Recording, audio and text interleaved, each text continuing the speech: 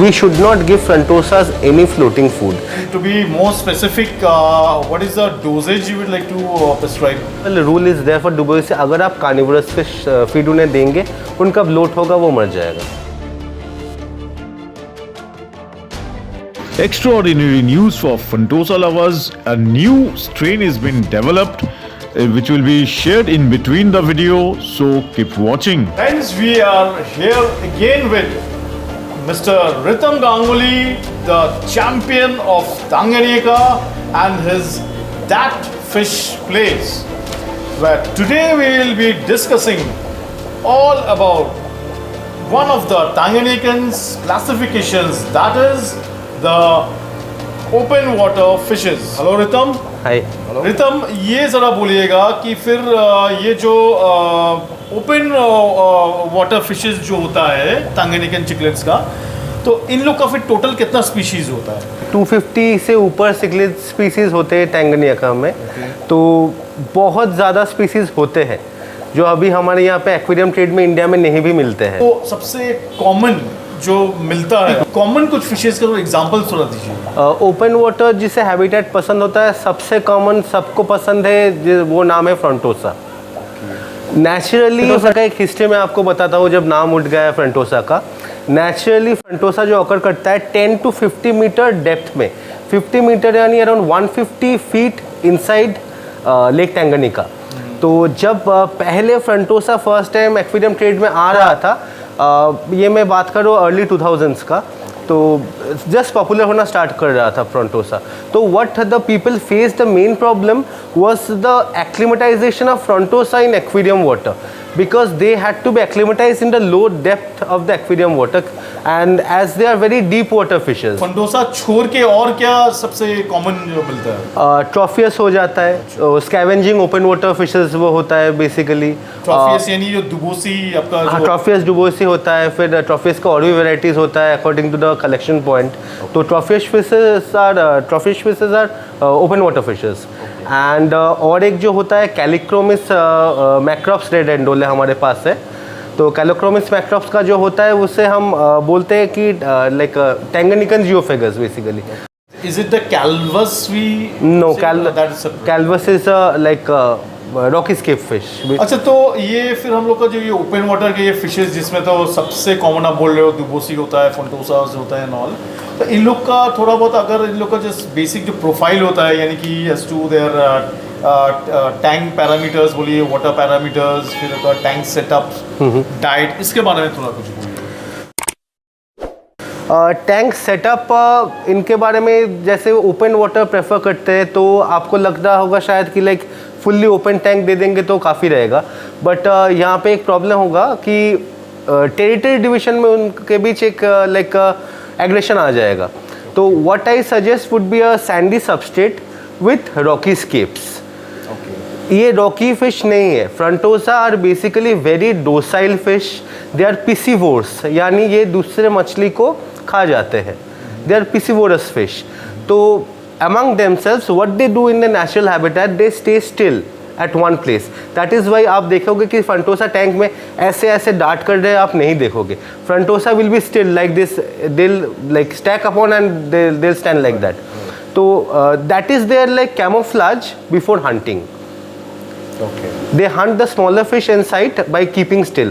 तो and within themselves they are particularly peaceful. They are not very much कि fight कर रहे अपने बीच की, लाइक भगा रहे कॉन्स्टेंटली, मार दे रहे, ऐसे नहीं है. लेकिन there will be a bit of aggression, not like Malawi I might add. So उसके लिए for division of the tank into proper territories, the division of the tank into proper territories you can give rocky scapes. That will minimize any type of aggression between them. Okay. Because that is what we see in every Frontosa. Yes, tank. yes, that is the ideal setup of a Frontosa.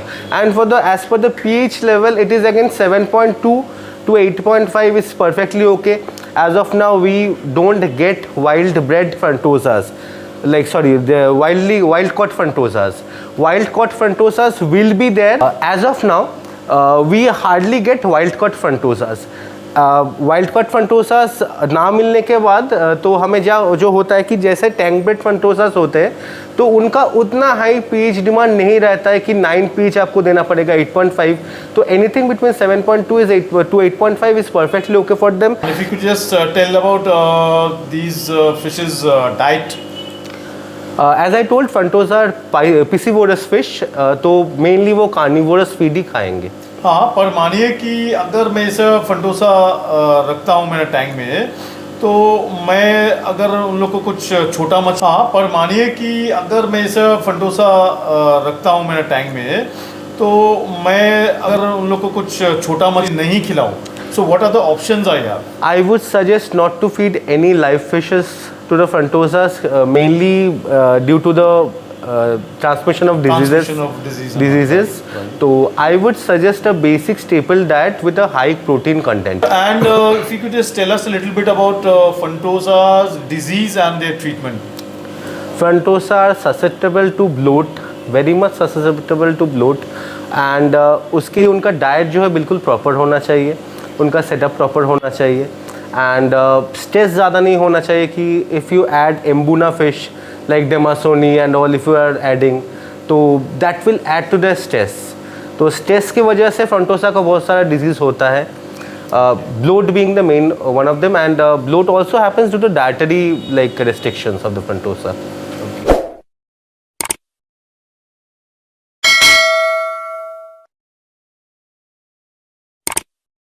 Any restrictions in their diet you would like to suggest कि क्या-क्या खिलाना नहीं चाहिए फंटोसा? Any high quality feed for the frontosa would be perfect for them.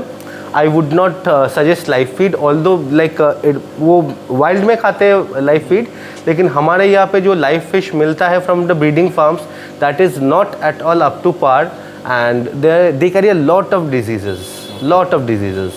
Like they'll cause the fish to have a bloat for sure. Or maybe parasite. Parasite infection will be there from the first feed itself if someone feed the live fish. क्योंकि इनका like transmission will be like with one feed only. ये ऐसा नहीं होता है कि आप 5-6 दिन खिला दे तो ठीक है, नहीं होगा कुछ. Like from the first feed, if the fish is infected, it will be transmitted to the frontosa. And what about जो market prawns होता है? I would not suggest. क्योंकि वो उनके नेचुरल फीड में वहाँ पे मार्केट लाइक प्रॉन्स जो है फ्रंटोसा का नेचुरल फीड में नहीं आता है. And another thing for the benefit of Tanganyikan cichlids के I might add, many people in here have hard water, जिसमें वाटर में कैल्शियम ज़्यादा होता है. हाँ, लाइक दाग पड़ जाते हैं टैंक में, जिन्हें भी टैंक में दाग पड़ जाता है हार्ड वाटर है. ये सब वाटर में टैंगनिकन सिक्लिड्स बहुत बढ़िया रहता है क्योंकि वो अपने नेचुरल हैबिटेट को रेप्लिकेट करते हैं वो टैंक में. If you just give us a remedy to all our like viewers for bloat, the main remedy I would suggest is Epsom salt. You have to just mix Epsom salt in water, and if the fish is feeding, you have to soak the fish feed. जो खाना जो दे रहे हो आप वो with the Epsom salt. After soaking for 5 minutes, फिर आप feed कर देना फ्रंटोसा को नॉर्मली. और अगर डिजीज़ प्रोग्रेस हो गया है, फीड नहीं ले रहा है फ्रंटोसा या जो कोई भी फिश जिसका ब्लोट हुआ है, तो मैं सजेस्ट करूँगा टैंक में पानी में ऐड करने के लिए Epsom salt after adding it in the like separate cup. And to be more specific, what is the dosage you would like to prescribe? What we dose for that, like if we generally feed, if we suspect कि like anyone like is having a fish with bloat, what we say is take half cup Epsom salt, like a teacup, and not a mug. I must stress, not a mug, it's a teacup, half teacup salt. Add with the aquarium water, not tap water. Take water from the aquarium, add it inside the cup, dissolve the salt inside the cup. Then add it. If the frontosa is feeding, add the food, soak it, then feed. If the frontosa is not feeding, you have to up the level of the dosage of the salt, like 1 cup then salt. Taking into measurement कि tank is 4 feet by 1.5 by 1.5, then I'll give 1 cup, nearly 1 cup of salt, Epsom salt, and then I'll fully dissolve it in water. Then I'll add in the tongue. Frontosa में जो और दो disease rather not one, 2 diseases जो ज़्यादातर देखने को मिलता है, that is itch या एक जो भी हम बोलते हैं, that is due to the weather changes. The second is the bacterial infections. The bacterial infections mainly कब होते हैं कि फंटोसा अपने बीच थोड़ा फाइट कर लेते हैं, थोड़ा स्क्रैच हो, थोड़ा ये हो जाता है, तो उसमें बहुत जल्दी बैक्टीरियल इन्फेक्शंस हो जाता है. तो अगर कोई फाइटिंग हो, लाइक एनी स्क्रैचेस और anything, it is very important to dose the medicine, any antibacterial, as soon as you see any fish is injured in the main tank. And अगर आपके पास हॉस्पिटल टैंक हो तो थोड़ा आप set कर लो तो बहुत अच्छा होता है. तो इस बात पे मैं और एक दो बात बता देता हूँ आपके रिगार्डिंग फ्रंटोसास, कि रिगार्डिंग द जो ब्लोट आता है इन द फ्रंटोसास, मेनली होता है कि फ्रंटोसा को हम जो फूड देना चाहिए, we should not give them any floating food. Floating. The main reason is that कि frantosas are very deep water fishes. They are not accustomed to having come up to the surface and have food. In that process they ingest air in their intestine. तो वो air over time trap हो जाता है intestine में, and frantosa the belly will get swollen over time. The only way to treat this is to have a small pin inserted inside the bladder, but I would not suggest anyone without any knowledge about the anatomy of a fish to perform this procedure. It's better to have precaution rather than to proceed towards the cure and give the sinking food. Absolutely. I would like to stress, if one fish out of a group of 10 or 11 is sick, I would advise everyone to have a hospital tank and treat the fish there. Obviously. It will first of all not affect other fish. Second of all, your dosage would be very less. Absolutely. But if I am treating a 4 feet tank, my dosage will be a lot more. If I am treating a 2 feet tank, my dosage will be half.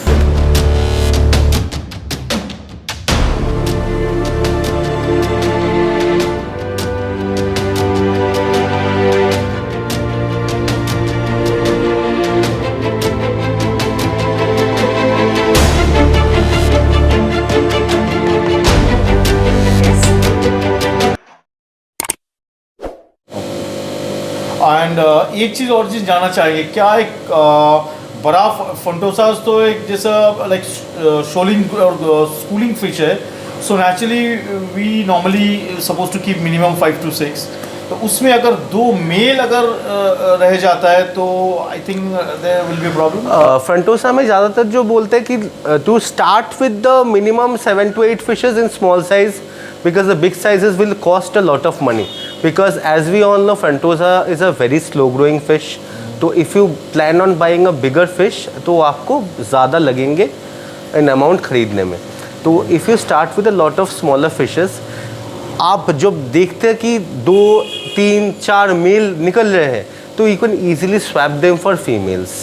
You can sell the males and get females. तो in that way you can build a very good colony with one established male and maybe 4 or 5 females. If I'm not wrong, but I think Frontosa lives in harems. That means for against one male we should be having 3-4 females at least. Yes. Duboisi fish का कुछ एक अलग सा उसका कुछ diet type का होता है. तो दुबोसी का थोड़ा डाइट के बारे में तो कुछ बोलिए. Duboisi are basically herbivorous fishes.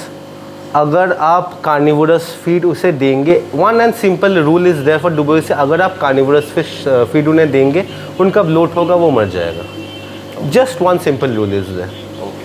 So that means, so if I'm not wrong, in a tank you cannot keep a Frontosa and a Dubosi together. You can see contrary, many people are keeping, but I would suggest if one is having a Dubosi tank to have only a species specific tank.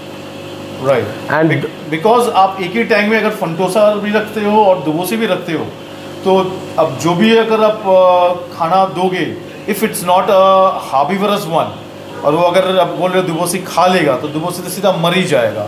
So why take a chance, right? और speaking of दुबोसी में और एक चीज़ जो बहुत important है, दुबोसीज have conspecific aggression. तो conspecific aggression में you cannot mix, maybe I cannot mix a red Chimba with a duboisi Maswa, और what they'll happen is they'll chase around the tank consistently. अगर आपको दुबोसी रखना है तो आपको बड़ा टैंक चाहिए, minimum below 3 feet. I would never suggest. If you have 4 feet और 5 फीट, then that's like simply wonderful. तो आपको बहुत जगह देना चाहिए उन लोगों को, क्योंकि वो लोग स्कैवेंजर फिशर्स है, उनका अपना जगह चाहिए, वो थोड़ा एग्रेसिव होते हैं अपने बीच। हाँ, और एक बात जो डुबोसी में अच्छा होता है कि बेसिकली वो सेक्सुअली मोनोमॉर्फिक होते हैं। सेक्सुअली मोनोमॉर्फिक जो होते हैं यानी मेल और फीमेल में विजुअल डिफरेंसेस आपको नहीं मिलेगा। तो डुबोसी में तो आप ऐसा नहीं है कि लाइक कॉलोनी अगर रखेंगे जो मलामी में होता है फीमेल्स का जैसा कलर नहीं होता है, कुछ टैंगनिका में भी होता है कि फीमेल्स का कलर नहीं होता है, ऐसा डुबोसी में नहीं होता है, वो सेक्सुअली मोनोमॉर्फिक होते हैं। एंड व्हाट अबाउट कि कितना मिनिमम टू मिनिमम कितना फिर डुबोसी एक टैंक में रखना चाहिए, द मिनिमम क्वांटिटी? बिलो 5 मैं सजेस्ट नहीं करूँगा, क्योंकि सिमिलरली एग्रेशन दिखाते हैं लेकिन वो they also feel safer in numbers. 3 still okay for a 3 feet tank. I would not suggest 5 pieces, overstocking हो जाएगा। For a 3 feet tank around 3 pieces is okay. And like if you want to keep other fish, you have to stick with vegetarian fishes, herbivorous only. And could you just tell us a bit about how many types of dubosies are there, or at least what are found, what you have? How many we get in India? It depends on the shipments we get from across all over. Currently we are having Tropheus duboisi maswa. We have I'm going to show you the red chimba. Other than that, there's also red bishop, and then there's different collection points. As per the collection point, you'll get many varieties of dubosi. And can we keep all these type of dubosies mixed in a same tank? You cannot. That means we are supposed to keep only one species? They have conspecific aggression. Okay. So that's naturally we can't keep. Can these open water Tanganyikans, can they be kept with this rocky dwellers and this shell dwellers? Shell dwellers, I won't suggest frontosa, keeping frontosa with shell dwellers, because as it is the size matters. हाँ, size matters. मुंह में एकदम निकल जाए। बिल्कुल।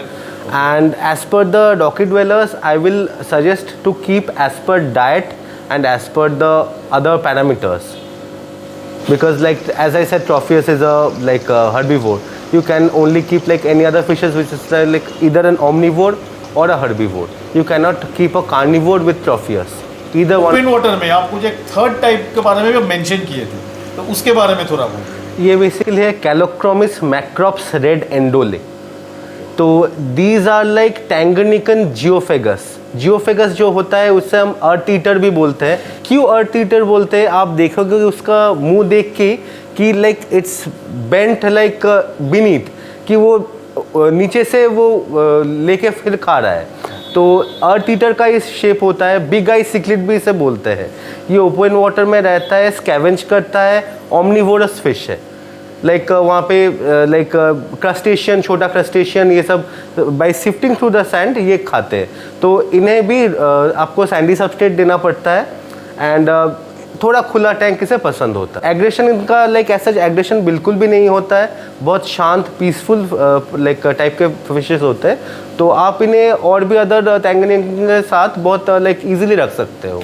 अच्छा, तो ये ज़रा बोलिएगा कि टैंगनिका का जो 3 क्लासिफिकेशंस है उसमें सबसे पॉपुलर कौन सा है, एंड व्हाई? सबसे पॉपुलर मेरे ख्याल से, मेरे हिसाब से ओपन वाटर का होता है। उसमें भी अगर हम क्लासिफिकेशन का अंदर जाए तो फ्रंटोसा जो होता है सबसे पॉपुलर है in India amongst hobbyist.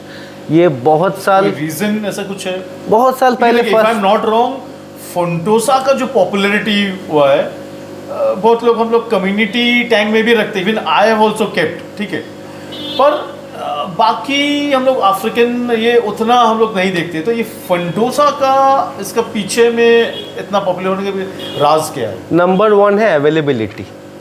That is the number 1 reason. Frontosa हमारे यहाँ पे अवेलेबल है सिंस अर्ली 2000s, और उससे पहले भी शायद होगा, but I have seen from early 2000s frontosa being available very well in all the aquarium stores. तो that is the main prime reason। जो उसके बाद सेकेंड रीज़न जाता है उनका रीगल एक लुक है, with the stripes and all, Regal look है।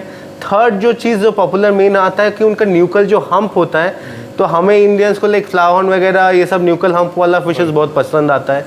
और फोर्थ जो रीज़न होता है, हम उन्हें अदर अफ्रीकन सिक्लिड्स के साथ थोड़ा बहुत रख सकते हैं।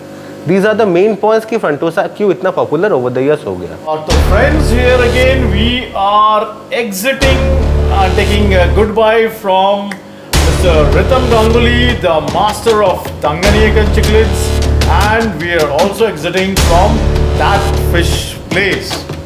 So I thank you, Rhythm, so much. Thank you so much. And I wish you all a very happy Tanganyikan cichlid keeping.